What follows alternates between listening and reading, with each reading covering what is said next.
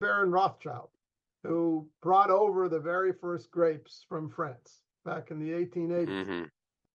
He was the owner, and the Rothschild family today still owns Chateau Lafite and other classic French wineries in Bordeaux. So he brought over the grapes that he was familiar with, Cabernet and Merlot. These are grape varieties, and Cabernet Hmm. Franc.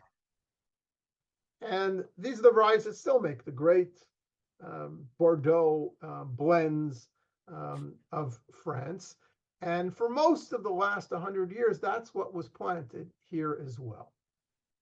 And Israel produces decent Cabernets. The problem is that our climate here is totally different than it is in France. It's a lot hotter here. And we know, hot summers are getting hotter everywhere around the world.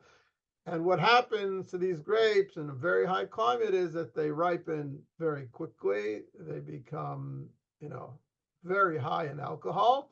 And you end up getting very bold, very high alcohol wines. And the winemakers here struggle with that. Hmm.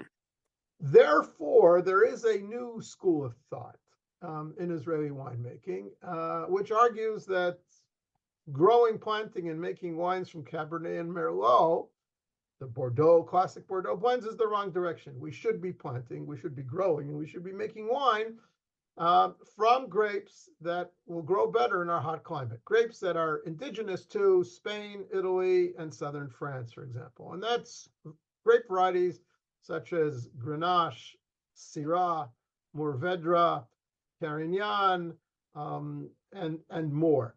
Classic blend, for example, from Tuscany in Italy is GSM, Grenache, Syrah, Mourvedre, or from the Rhone Valley of Hmm. just southern France and southern France itself. And there's an entire segment of the Israeli wine industry that is now segued, shifted to growing these hot Mediterranean climate varietals.